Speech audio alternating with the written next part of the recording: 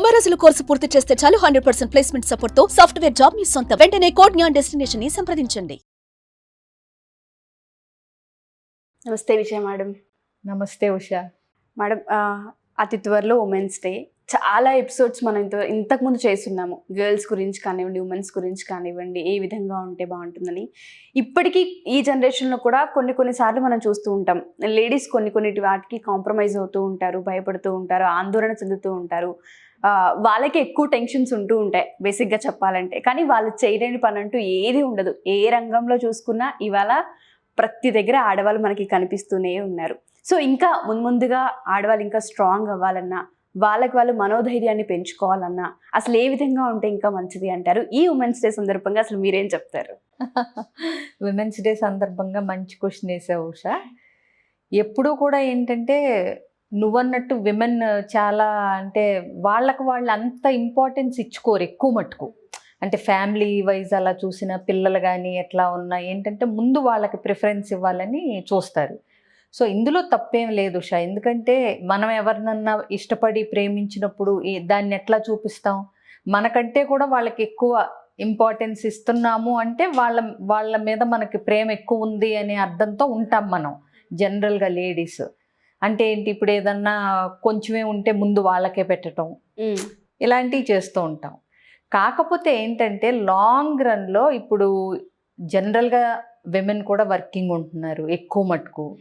So ఏమవుతుంది, ఇప్పుడు వాళ్ళని వాళ్ళు సెల్ఫ్ కేర్ కానీ సెల్ఫ్ ఇంపార్టెన్స్ కానీ ప్రయారిటైజ్ కానీ చేసుకోకపోతే ఏంటంటే యాక్చువల్గా వాళ్ళు చేయాల్సిన డ్యూటీస్ కూడా సరిగ్గా చేయలేరు. సో అందుకని ఫ్యామిలీని కేర్ తీసుకోవటంతో పాటు ఏంటంటే వాళ్ళను కూడా చాలా బాగా కేర్ఫుల్గా చూసుకోవాలి.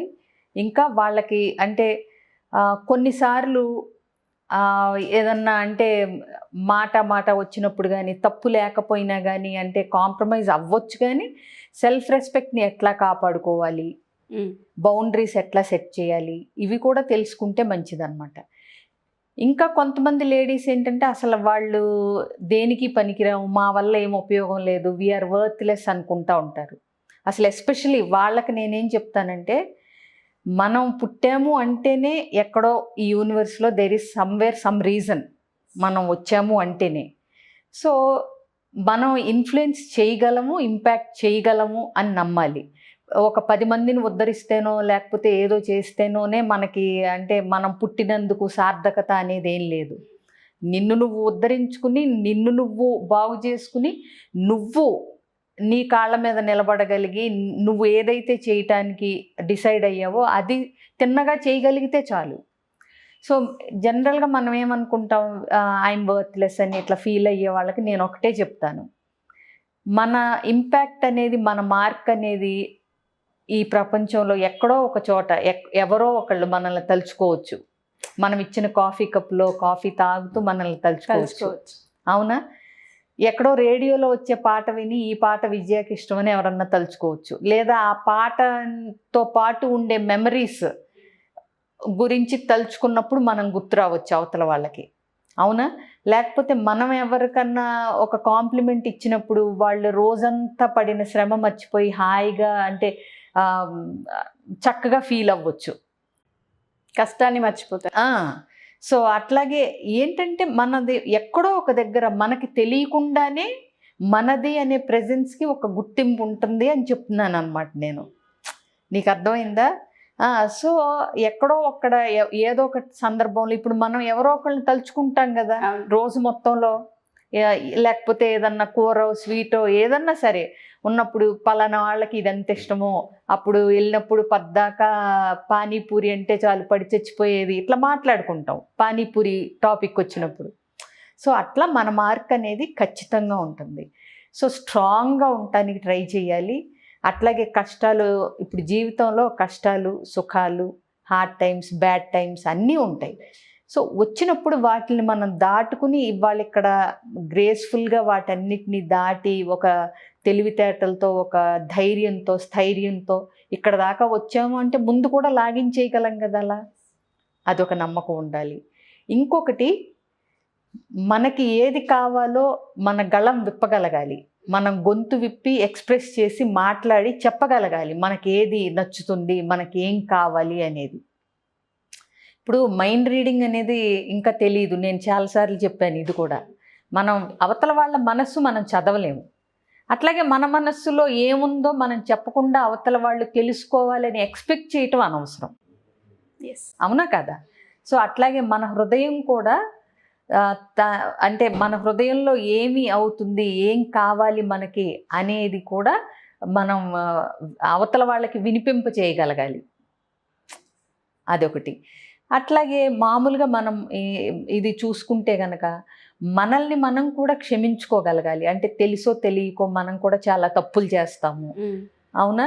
వేరే వాళ్ళని హర్ట్ చేసి ఉండొచ్చు, అట్లాగే వేరే వాళ్ళ వల్ల మనం హర్ట్ అవ్వబడి ఉండొచ్చు. సో దాన్ని అంతా లాక్కుని పీక్కుని చేయగలిగే అదే బాధపడేదానికంటే దాన్ని లెట్ గో చేసి, అంటే సరే గతం గతః, మన చేతుల్లో ఇప్పుడు దాన్ని మార్చే శక్తి లేదు, వెనకటి జరిగిందాన్ని. సో ముందు ముందు దీని నుంచి నేర్చుకుని మనం ఎట్లా ప్రశాంతంగా సుఖంగా ఆనందంగా ఉండగలుగుతాము అనే దిశగా ఆలోచించడం అలవాటు చేసుకోవాలి ప్రతి మహిళ కూడా. అట్లాగే ఇంకొకటి ఏంటంటే ఈ ప్రేమ అంటే ఎట్లా చెప్పాలి అంటే ఇప్పుడు మామూలుగా తనని తాను ప్రేమించుకోగలగాలి.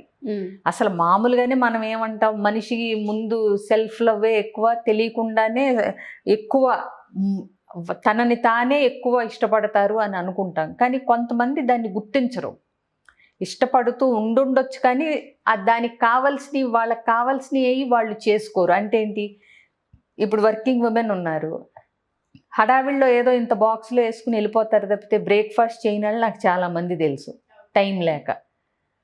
సో అది కరెక్ట్ కాదంటాను నేను. అంటే ఏంటి, నిన్ను నువ్వు సరిగ్గా చూసుకుని ఉంచుకోలేకపోతే అది నీకు నువ్వు అన్యాయం చేసుకున్నట్టు ఒకటి, నువ్వేదైతే రెస్పాన్సిబిలిటీస్ టువర్డ్స్ ఫ్యామిలీ కానీ టువర్డ్స్ అన్ ఆర్గనైజేషన్ కానీ నువ్వు ఏదైతే చెయ్యాలనుకుంటున్నావో అది కూడా లాంగ్ రన్లో ప్రాపర్గా చేయలేరు వాళ్ళు, అంతే కదా?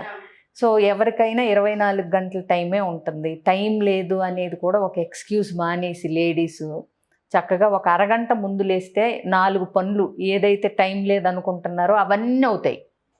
బ్రేక్ఫాస్ట్ చేయొచ్చు, ఒక 20 నిమిషాల నుంచి అరగంట వరకు ఎక్సర్సైజ్ చేయొచ్చు. వీటన్నిటికీ ఏంటంటే టైం లేదని వంక పెట్టుకుంటారు. రాత్రిపూట ఫోనులు చూడటం మానేసి అక్కడ బారేసి చక్కగా 10ంటికి పడుకోవచ్చు, అవునా? 10ంటికి పడుకుంటే 5ంటికి లేవటం 6ంటికి లేవటం అనేది అస్సలు కష్టమైన పనే కాదు.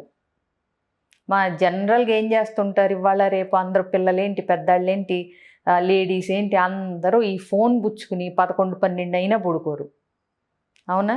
ఈ సోషల్ మీడియా స్క్రోలింగ్ ఎక్కువైపోయింది. బట్ ఏంటంటే మనకు మనం ఇంపార్టెన్స్ ఇచ్చుకుని అన్నీ చేసుకోగలగాలి మన కోసం. ఆ ఎక్సర్సైజ్ అని కానీ ప్రాపర్ ఫుడ్ అని కానీ చేస్తే ఏంటంటే మనము బాగుంటాము, మన కంట్రిబ్యూషన్ ఎవరికైతే మన లవ్డ్ వన్స్కి ఎవరికైతే అవసరమో వాళ్ళకు కూడా మనం అన్నీ ప్రొవైడ్ చేయగలుగుతాం. సో ఇట్లా చూసుకోగలిగితే ఏంటంటే, అట్లాగే సెల్ఫ్ కంపాషన్ అంటే తనని తాను హర్ట్ చేసుకోకుండా, ఏదన్నా జరిగితే కూడా తప్పులు వాటిని పుచ్చుకునే అలాడకుండా.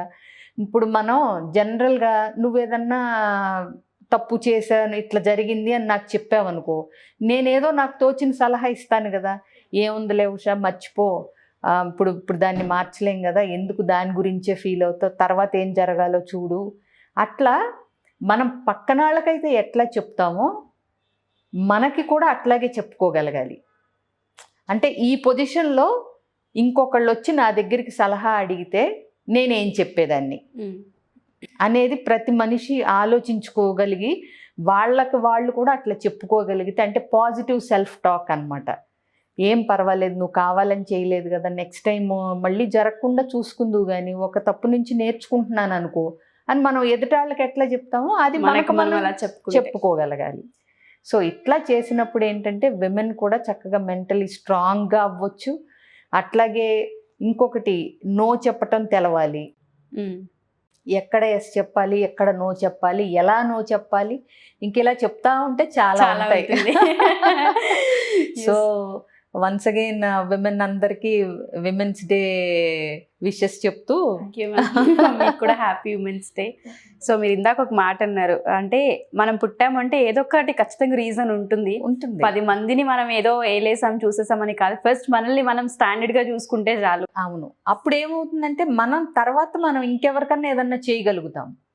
Thank you Vijaya ma'am, thank you so much. Suman టీవీలో మీ పర్సనల్ అండ్ బిజినెస్ ప్రమోషన్స్ కోసం కింది నెంబర్కి కాంటాక్ట్ చేయండి.